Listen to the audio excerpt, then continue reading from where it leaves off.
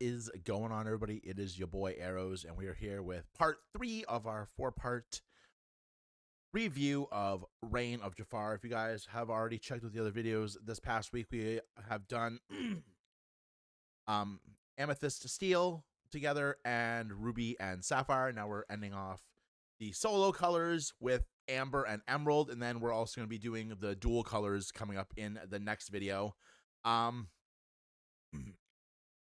I'm actually really excited for Amber and Emerald, for the same reasons where I was like kind of excited for Steel and Amethyst. This is definitely a color combination I'm going to be using a lot. These are definitely colors, I guess I should say, that I'm going to be using a lot in Reign of Jafar testing because I freaking love Dalmatians. This is the other color part of Dalmatians. And Pirates look really good, and there's a lot of really cool Steel stuff in this set that I think works really well with the Emerald stuff, and we're going to go over that. Obviously, Pirates are a big thing because Pirates are going to be huge in this set, I think. Lots of good cards. Some of those we'll talk about in the Dual Ink video.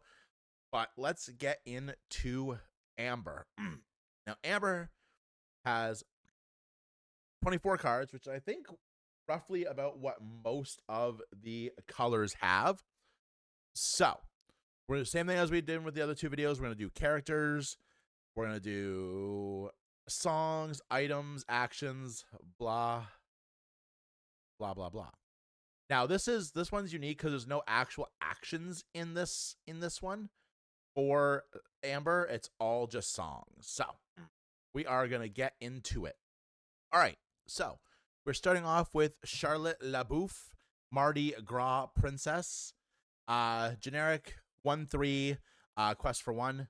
I feel like if you're playing anything Amber related, unless you're playing puppies where you want those spots to be specifically for puppy support, I feel like if you're playing ones in Amber, you're playing pre-rotation, either Cinderella if you're playing songs, or Daisy Duck also if you're playing songs, and also just in general, because Daisy's going to quest for 2. Cinderella's going to give you access to those 3 songs, those 3-cost songs on your second turn, which is fantastic.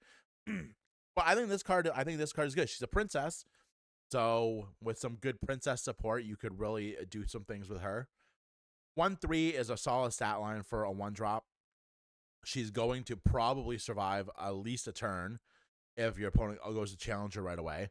So I think this is a pretty good card. There is an Amber Emerald aggressive deck out there that plays a lot of 1-drops. I think she could find a niche spot in there over something else. I think she's a pretty good card, a really good start.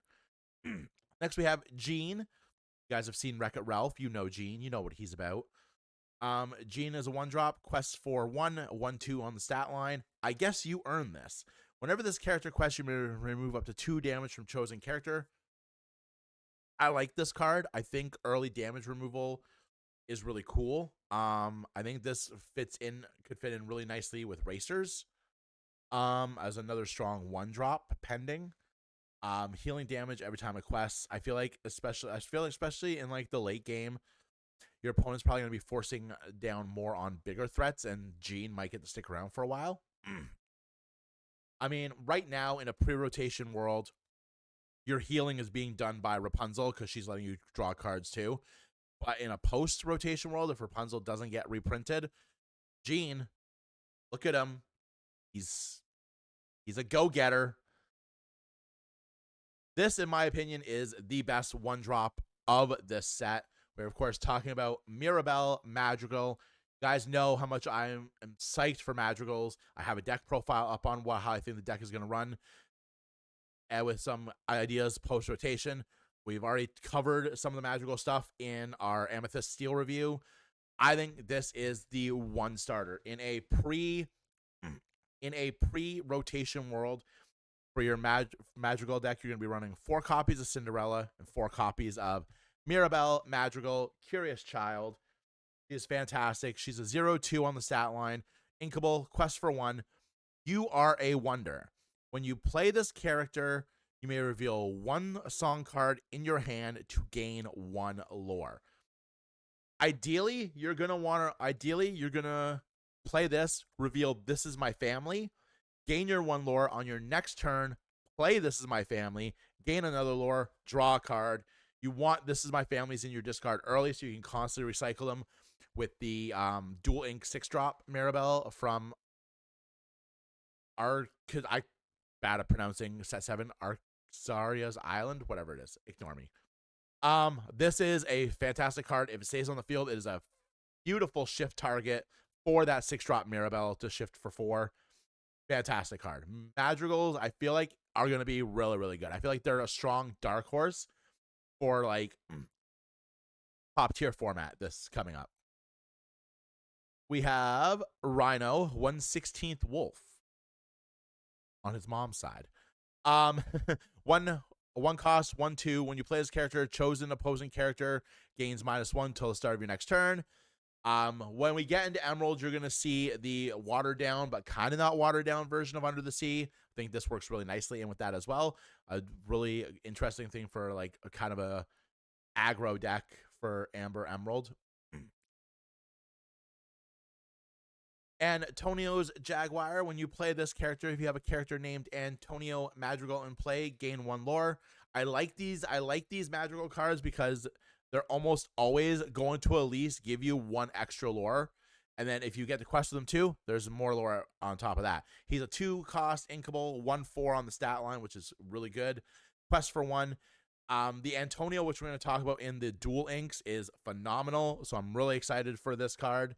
I'm really excited for this whole like theme. It's really good. They've done a really good job with the Madrigals in these past 2 sets.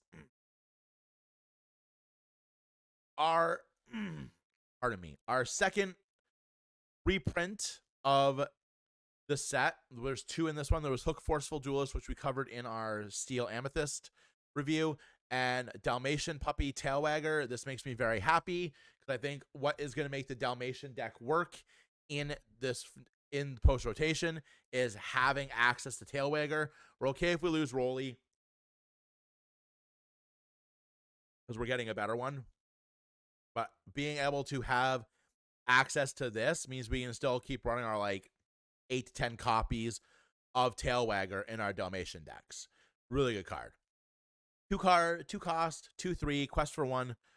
You may have 99 copies of Dalmatian Puppy Tailwagger in your deck. Fantastic. Keep in mind that you want to be inking these early if you can, because then you can play them with a combination of Arcasia's Islands, Pongo, and Pepper.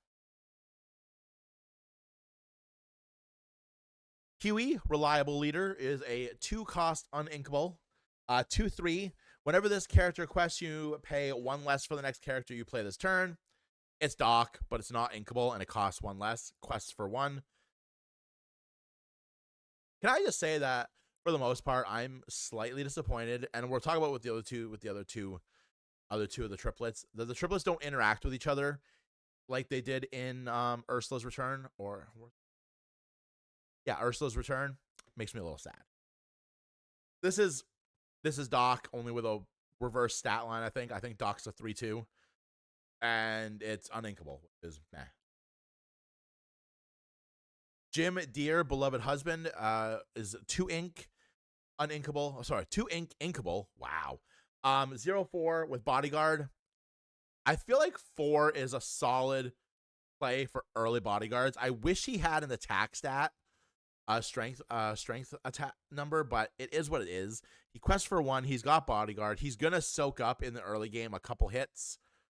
So pretty solid card. I just wish that this wasn't 0. Even a 1 would have been better. Perdita, this is a fantastic card. She's a 1/4, 2-cost, inkable, quest for 1. While you have a puppy character in play, this character gets +1 willpower. So as you have 1 puppy, she's a 1/5, which is phenomenal. She's going to do stuff. Good card. Clawhauser, the front desk officer. This is like what we talk about bodyguards. This guy is phenomenal. He is a 3-cost, 1/4. He's inkable. He quests for 2. He's a bodyguard, and he's a singer 4, which you might not think is a huge deal because he is a 3 on his own. There's not really a ton of good singer 4s, ton of good 4 songs. I think a lot of our really good ones are rotating. But this card is solid. He's a singer 4. He's got bodyguard. He's a 1/4, which means, again, like with Jim Deere in the early game, he's going to stick around for a little bit. But he is also going to be dealing damage back, which is really cool. We have 3 copies. Oh, we have 3 copies. Wow. We have Joey, the Blue Pigeon. He's a 3-cost inkable, 3/3 quest for 1. I've just got this thing. I've got just the thing. I can't read today. Whenever this character quests, you may remove up to 1 damage from each of your character's bodyguard. There is a solid amount of bodyguard support in this set, which I think is really cool. I think it's awesome. I think it's really cool, especially when you go back and you combine it with like older stuff like Rapunzel's Tower. I'm really interested to see where this mechanic goes, and it's really cool that Ravensburger is giving it support that's actually really good. Being able to heal the damage off of all your bodyguards for just a 3 cost is fantastic. This is already shooting at $12 on TCG Player for non-foil and $20 on TCG Player for foil. Justifiably so. It is Lady Family Dog. She's a 3-cost inkable 2/2. When you play this character, you may play a character with a cost 2 or less for free. She quests for 2 herself. This is board presence. It's going to be really strong for aggro decks. This is going to be really strong for control decks. This is just a really good card all around. And honestly, it merits that price right now. That price will go down, hopefully, when the set actually releases. But like that actually, I feel like merits this price. It's a really good card. It has a really good effect. It's solid stat line at a 2/2. But the fact that you get to play a second character is fantastic. All right. We have the first of our other 2 triplets. We have Louis, 1 cool duck. He's a 3-cost, 2/3. Quests for 2. He's inkable, unlike his brother. Spring the Trap. While this character is being challenged, the challenging character gets -1. That's kind of cool. I like it. But I don't know. It's just very underwhelming. I really wish the DuckTales cards were better as a whole. And then we have Dewey. Unlike Louis, what was the last one? Unlike Huey, Dewey and Louis are both inkable. 4 costs for Dewey, a 4/4 quest for 1. Just generic. I was really hoping he'd do something, but honestly, I prefer their blue versions more. Into the Inklands. That's where the blue versions are. This is a really good card. I like this card. I think it's going to be I don't think right now it's going to be super good because we do have better healers in the 4-drop area. But honestly, Goofy Groundbreaking Chef has a lot of potential post-rotation. He's 4-cost uninkable. He's wearing the Goof Troop clothes. I have to point that out, and that makes me very happy. Plenty to go around. At the end of your turn, you may remove up to 1 damage counter from each of your other characters. Ready each character you remove damage from this way. I was actually thinking about this after I made my Madrigal deck. I would love this in Madrigals because you could remove any damage they take, and after you've quested with them, you can remove whatever damage they may have taken on your opponent's turn if they're still alive, and then you can restand them so they can't be challenged and KO'd. This has a lot of potential. I might have to do an updated video when the deck comes out. 3/4, quest for 2, solid card. We have Tiana, natural talent. She is a 4-cost uninkable, 2/4, quest for 1, has singer 6, so she can sing songs 4, 5, 6, which I guess is also really good if you're contributing towards sing together songs, which is fantastic. Whenever captivating melody, whenever you play a song, each opposing character gets -1 until the start of your next turn. It's okay. It's not the best. There's a lot of my biggest issue with all the minuses that are happening in this set is that they're only -1. Like, I feel like if some of these did like -2s, they'd be so much better. But this also can work out really well because you can play a couple of cheap songs, get your characters down by like -1. If you play Trials and Tribulations or Into the Forest or what's it called? Painting the Roses Red. then you can get even more negatives to set up for your Under the Sea or your card that we're going to talk about in the Emerald. So pretty solid. Darling Deer, whenever you play this character, a chosen character gains +2 lore this turn.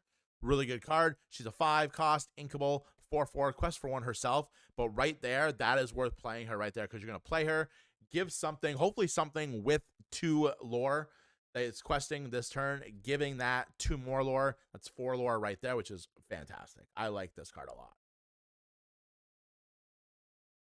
Puppy support. We have the Colonel. He's a 5 cost inkable, 3/6. Quest for 1. We got him outnumbered. While you have 3 or more puppy characters in play, this character gets +2 attack and +2 lore. Really good card. I like this card. He's definitely a must in the puppy deck. We have a new Calhoun, a 6-drop, 4/5. Quest for 2. When this character is banished, gain 1 lore. It has bodyguard. I like these bodyguards here. Like, they come out, they go into bodyguard mode. If they get banished, you gain a lore, you get an effect. I like the bodyguards where you gain some kind of effect, or the bodyguards that come in that have resist. I think those are really good. I'm really excited for this, for all this bodyguard support. We're actually going to talk more about it when we do the dual ink video, but this is still a really good card. Chief Bogo, a 6-drop, 5/5, quest for 1. He's the commanding officer. Did you know that? And he's sending you backup. During an opponent's turn, whenever one of your characters with bodyguard is banished, you may reveal the top card of your deck. If it is a character card with 5 or less, you may play that character for free. Otherwise, put it on top of your deck. So you're either going to get a new character to replace the bodyguard that's been banished, or you're going to get to see what the top card of your deck is. I really like this card. I'm super excited for the bodyguard support. I think there's actually probably a really good deck there for it. And I'm really excited to see what people do with it. Rounding out our characters, we have Donald Duck. He's an 8 cost, 4/8, quest for 2. Seems a little steep. It is a little steep. I also think this might be the first Donald we've gotten in this color, but I could be wrong. Here, Piggy. For each item named the nephew's piggy bank you have in play, you may pay 2 less to play this character. When you play this character, your other characters gain tap to draw a card this turn. He's okay. This is a little steep, even without the piggy bank. No, even with the piggy bank, I guess. Going into our songs, we have Trials and Tribulations. Again, this works really well with the Tiana, the Singer 6. Play it. Something gets -4. You can give something -1 on top of that. It's a cheap song, so it fits right in with the category. It fits right in with the same thing with Painting the Roses Red. Really good. And it's a chosen character too, so that'll also just obliterate something you're choosing, so that'll also get around illusions. And then we have our other Sing Together song with this beautiful, beautiful Enchanted. We're, of course, talking about It Means No Worries. It is 9 cost, uninkable, Sing Together 9. You can exert a total number of your characters or your teammates' characters to equal 9 or more to sing this song for free. Return up to 3 character cards from your discard to your hand. You pay 2 less for the next character you play this turn. Character recycling is really cool. I really like this card. I think it's going to see some play. It's got a ton of potential, especially if you're playing a deck that's like really aggressive with entering the field ability characters. I think this card has a ton of potential. And into our last card from Amber, we have the Nephew's Piggy Bank, which is a 2-card uninkable. 2-cost uninkable item. If you have a character named Donald Duck in play, you pay 1 less to play this item. Chosen character gains -1 when you tap it. It's okay. It's a little underwhelming. The whole Donald Piggy Bank thing is kind of underwhelming. I'm not going to lie to you. Also, what was the other legendary in here? I feel like I skipped it. Bogo. Bogo was the other legendary. So yeah, really good cards out of Amber. I think there's a lot of potential when you pair stuff up. Bodyguard, Lady. It's going to be a really good color. All right, and going into our Emerald, we have Bill the Lizard. Chimney Sweep, 1/2. When you have another character in play, while another character in play has damage, the character gains evasive. Only characters with evasive can challenge them. He's a 1-cost, 1/2 that can potentially have evasive. You do have to have, there has to be another character in play with damage. Doesn't have to be one of your characters. Can be one of your opponent's characters. Pretty solid card. Dale is our green 1/3 quest for 1, inkable, 1 cost. Again, good stat line for a 1-drop. I love the picture. Green has, I feel like green has like not less options, but like I just feel like there's still better options for than Dale. We have a new Tipo. Is he as good as blue Tipo? No, he is not. He is a 2 cost, 2/2, 1 quest for 1 with evasive. Again, if you're building evasives, red and green is another really good evasive combination. He's a solid play at 2 costs. We are losing Sir Hiss in rotation, so he would fill the 2 cost evasive slot in the evasive deck in a green red evasive deck pretty nicely. Archimedes, the resourceful owl, is a 3 cost inkable 2/2 quest for 2. When you play this character, you may banish chosen item. We love that. Item banishing is always good. During your turn, whenever an item is banished, you may draw a card and then choose and discard a card. Also really good. This actually feels like, even though he's not a pirate, would play in really well with Pete from Arcasia's Island. The 1 cost 1/2. That whenever you play an action, you can blow up an item.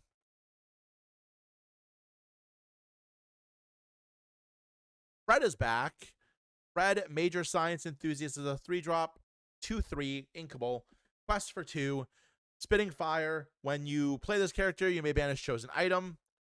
We like item banishing. Also, that art is just amazing. Lewis. He is an endearing alligator. He is a 3 cost, 4/3, that quest for 1. He enters play exerted. When you play this character, chosen character gains reckless during the next turn. This card confuses me because why wouldn't they just kill Lewis?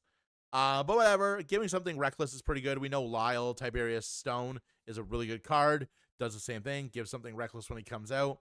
But he has the extra ability of being able to take lore away from your opponent for every time one of your characters is banished. This does not.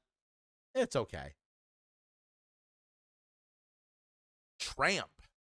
We're getting lots of new Lady and the Tramp support in this set, and I'm excited for it because I think that is a deck that has a lot of potential to be a very fast-paced, in-your-face, aggressive Amber Emerald deck post-rotation.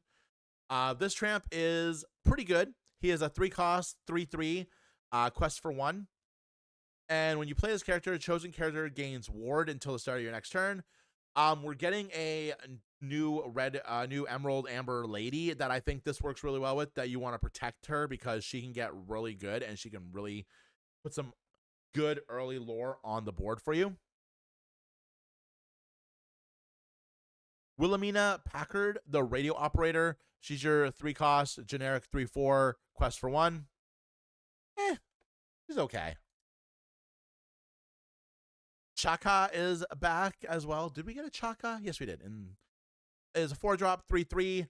When you play this character, if you have a character named Tipo in play, chosen opposing character gains reckless during the next turn. They must quest and they can't quest and must challenge if able. That's a pretty cool combination. Just as Tipo, so you could do like red, blue. Green, blue, and do that because there's a Tipo there. I like this. Giving something reckless is always fun. 3/3 on a 4 isn't terrible. If you're playing this in like with blue, you're probably running a Tipo anyway, so why not? Next we have Chip, the Quick Thinker. He's a 3 cost, 3/2. When you play this character, chosen opponent chooses and discards a card for 1 ink, for 4 ink, sorry, that's inkable. Quest for 1.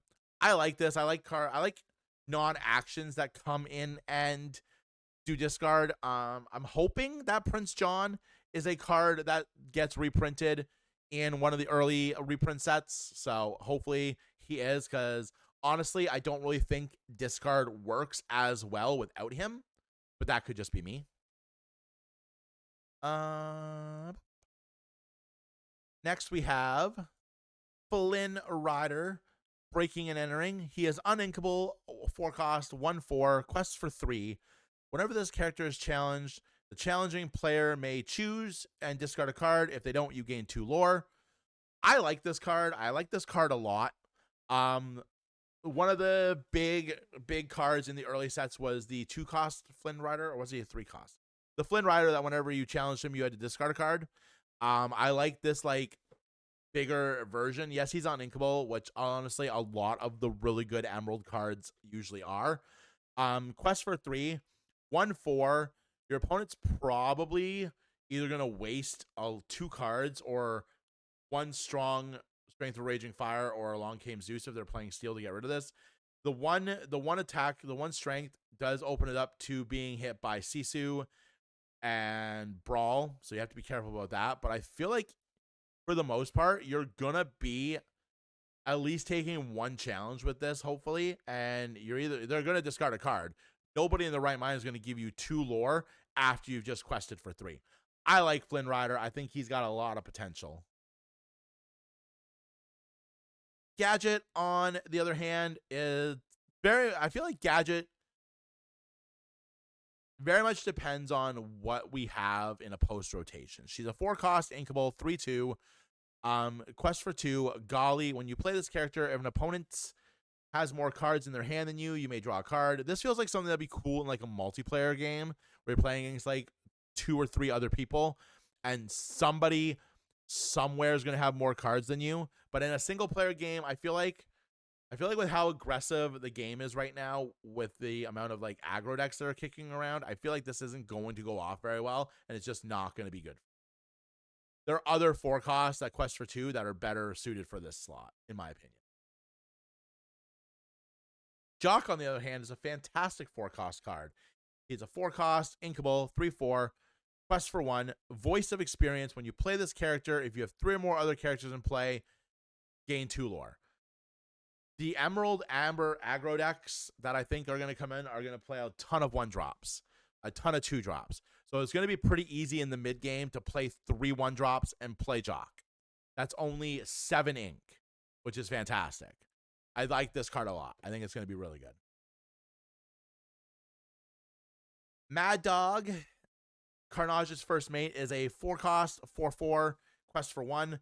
Are you sure this is safe, Captain? If you have a character named Don Carnage in play, you may pay 1 less to play this. 3 for a 4/4 if you have Don Carnage in play is pretty good. I just wish he did. I kind of wish he did something else, but he's pretty good for spamming the field with pirates if that's something you want to do. March Hare, Harebrained Eccentric, is a 4-cost, 3/4. Quest for 1. Light the candles. When you play this character, you may deal 2 damage to chosen character. It's not bad. Dealing damage is always good. There's a lot of red green dual inks that when you deal damage to something, abilities activate. So when you deal damage to something on your opponent's side of the field, a lot of abilities trigger off. So I think this is a really good card for that playstyle. So I definitely think you can get like a good mileage out of him in that deck. Napoleon, 4-cost, 3/6, Quest for 1. He's just kind of there. This is a really good stat line though. So I guess if you're depending on what you want to do, I guess you could run them, but I feel like there's better options at 4-cost. Our first Emerald legendary is Rhea, Infiltration Expert, at a 5/5. She costs 6. She's Inkable, Quest for 2. Whenever this character quests, you may pay 2 to ready another chosen character. Now, keep in mind that it does not say that the character you ready cannot quest. So you can quest with something. Let's say, I don't know, something that has like 3 ink. The quest for 3. Then you can quest with Rhea, pay 2, unexert that character, and they can quest again. So you can get like 3, 6, 8 lore in a turn if you play it right. So I think this is good. I think it's very situational. But I think post rotation, you could see some cool stuff with it.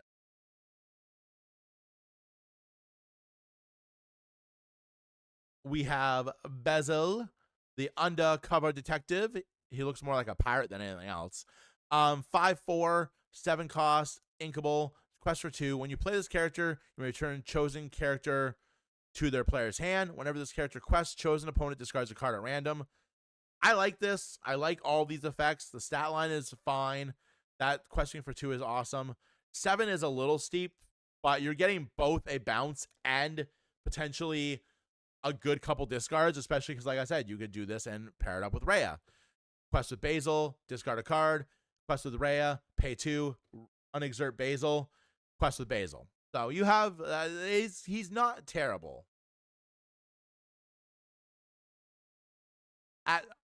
For a shift 5 or 7, or for a hard 7, inkable, we have Fred, giant sized, 5, 6. Now keep in mind that inventors are all about Floodborn and shifting. So let's remember that. Whenever this character quests, reveal cards from the top of your deck until you reveal a Floodborn character card. Put that card into your hand and shuffle the rest into your deck. For a 3 cost, a quest for 3. Both of the current Freds that we have in the format are pretty good, actually. So, honestly, really solid shifting targets. I like this card, well, especially when you think about what inventors are going to be able to do with all the boosts you get from other characters for shifting the Floodborn characters. I think this card is a really good addition to that.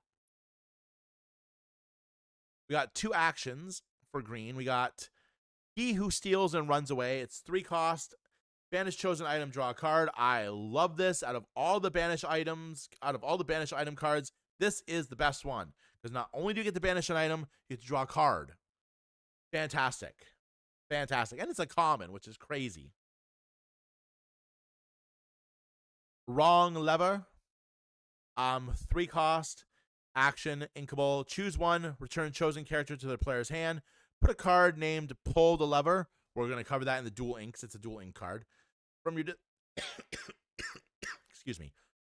From your discard on the bottom of your deck to put chosen character on the bottom of their player's deck. So you either get to bounce a character, or if you have a Pull the Lever in your discard, you can put it on the bottom of your deck to put a character on the bottom of your opponent's deck, which is a really good trade-off, 100%. Both of these effects are really good. I think Emerald, Sapphire Bounce could be pretty good still in the next format. I like this card. Oh, and it also has this hilarious looking enchanted. And then we have our song. This song is gonna see play. The song is really good.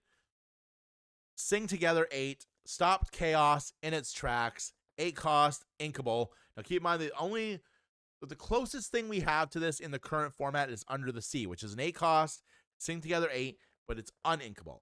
Now, Under the Sea is all of your opponent's characters of 2 or less get put on the bottom of your deck in any order.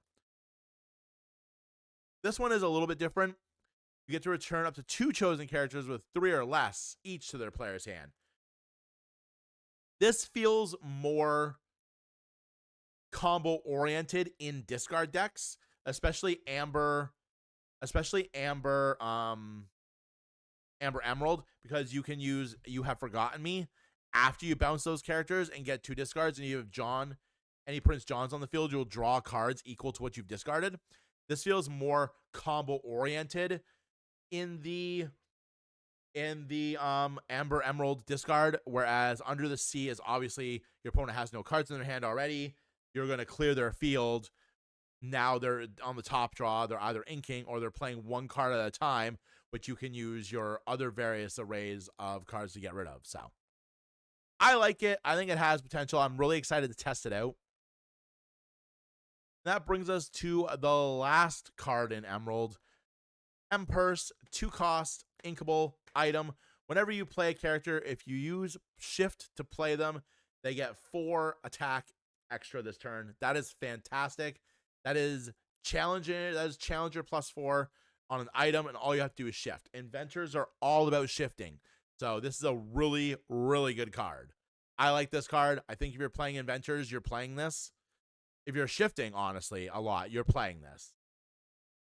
All right, and that is our Amber Emerald portion of our Reign of Jafar set review. Let me know what you guys think in the comments below. Do you agree with what I've said? Do you disagree with what I said? What do you think is... And now that we've gotten out of the other ones, the videos for Sapphire and Ruby and Amethyst and Steel are going to be posted in the description below. Out of all the single color cards, not the dual inks, what cards are you most excited for? What card do you think is the best out of the single ink? It's obviously Lady, but if you guys have another you guys have any other suggestions, I would love to hear it.